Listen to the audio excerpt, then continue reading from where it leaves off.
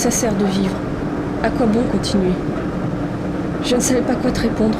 Alors je t'ai pris dans mes bras et je t'ai serré très fort, avec le secret espoir que l'étreinte efface la douleur.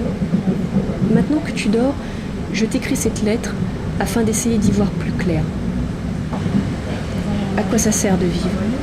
À quoi bon le redondant quotidien, l'indifférence des autres, tous ces pas sur le bitume qui ne laissent jamais d'empreinte? À quoi bon les heures, les saisons mornes et les chagrins d'amour? Qu'avons-nous à gagner ici, fils mal aimés par des pères dérisoires, enfants sans révolution, rivés à un poste de télé, réduits sans cesse à notre pouvoir économique, à un système de valeurs qui rejette toute humanité? Quel chemin possible pour celui qui désire, pour celui qui n'arrive pas à se contenter de consommer, manger, baiser, dormir et chier?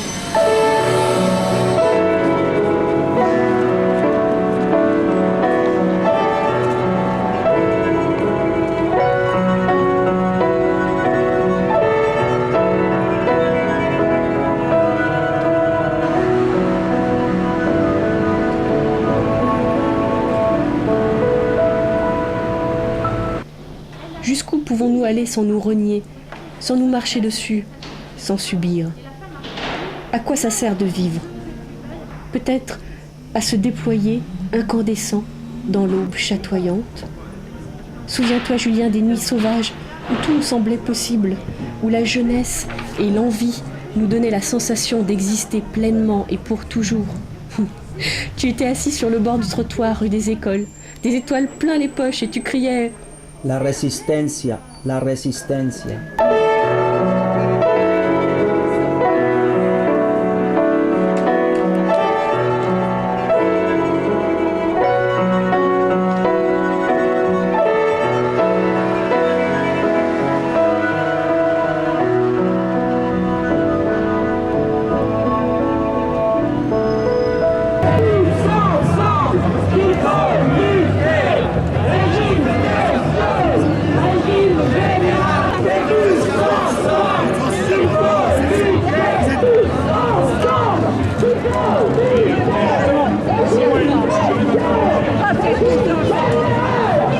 Ces mots ne sont pas vains ou désincarnés. Il fut un temps où ils me sauvèrent la vie. Parce que souvent être différent, ça veut dire être seul. Ce n'est pas tant croire en la vie qui est difficile, c'est croire en soi. Arriver à trouver assez d'amour pour garder la foi en sa propre vision du monde. Nous sommes des funambules que notre sensibilité à fleur de peau condamne à marcher sans cesse au-dessus d'un gouffre. Bien sûr, nous sommes souvent allés de catastrophe en catastrophe, mais nous sommes toujours là, Julien. Siempre. Si nous devons désespérer de quelque chose, ce n'est pas tellement du monde dans lequel nous avons été parachutés malgré nous, mais du manque de temps. Il devrait y avoir non pas un poids, mais une urgence à vivre. Les jours nous sont comptés, les amours et les instants de plaisir aussi. Souviens-toi la première fois, le premier baiser, la première étreinte, l'odeur de sa peau, sa douceur, la sensation de son corps contre le tien. L'alegría. Souviens-toi du bleu du ciel et de sa chair alanguie après l'amour, de ses yeux troubles, de sa tête sur ton épaule, du collier de perles sur ses seins qu'un souffle suave faisait se soulever lentement. El deseo. Tout cela ne s'est pas envolé, tout cela n'a pas disparu. Ces moments-là continuent de vivre en toi. Oui, mais elle n'est plus là, me diras-tu. Et alors? Ce qui compte, ce n'est pas son absence, c'est ce qu'il reste aujourd'hui de tes amours passés, la façon dont ces expériences t'ont nourri, la façon dont elles ont modifié ta vision du monde et ton envie d'exister autrement. On ne meurt qu'une fois, le reste est juste désillusion. La soledad. Allez, Julien, reprends-toi. Le monde ne t'attendra pas. Les jours continueront de passer sans toi et, bien que tu le souhaites en secret, le temps ne s'arrêtera pas non plus.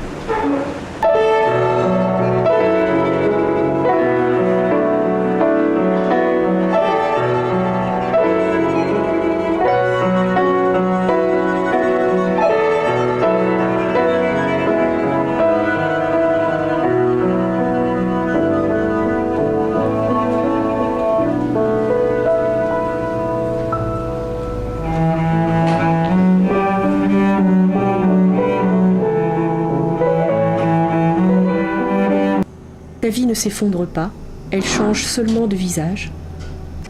Vouloir faire de ta douleur un événement sacré relève d'un orgueil aussi dévastateur que celui d'Icare brûlé au feu du soleil. Pourquoi avons-nous tendance à vouloir sacraliser ce qui, somme toute, est dérisoire? À quoi bon faire de nos petites blessures narcissiques des temples dédiés à nous-mêmes? Car n'en doute pas, ce n'est pas à l'autre que tu penses quand tu as mal, à toi. Et t'accrocher à ta douleur, c'est vouloir continuer à être le héros de ton histoire, même en négatif.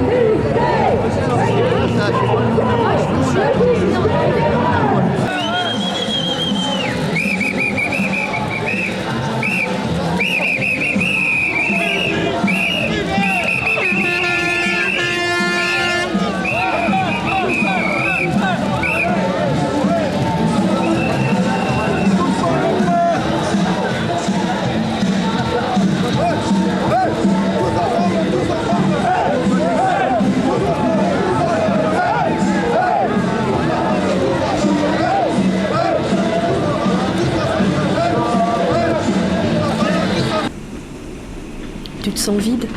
Alors à la place du néant, remplis-toi de sensations.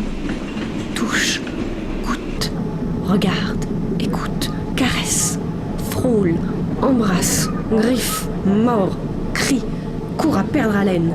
Fuis tout ce qui te paralyse. Refuse de n'être qu'une plaie putride, deviens multiple, infini, jouisseur. Regarde non pas au dedans de toi, mais droit devant. Tends la main à tous ceux qui te donneront. La douleur enferme et isole, alors que le plaisir te rappelle aux autres, à ce besoin d'appartenir à une communauté. Choisis-la comme on prend des camarades de jeu. N'écoute que ton instinct. S'il doit y avoir une rédemption, alors elle passe par ce que les autres ont de meilleur à t'offrir. Ils seront des passeurs, des vagabonds, des visionnaires ou des bohémiens. Ils n'auront de cesse de vouloir partager. Je ne te parle pas d'une collectivité utopique, mais d'une famille, liée non par le sang, mais par le feu. El fuego. Celui qui existe en toi, ici et maintenant. C'est maintenant que ça se passe, Julien.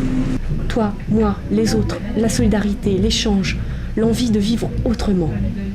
Maintenant. À toi de jouer. Sophie.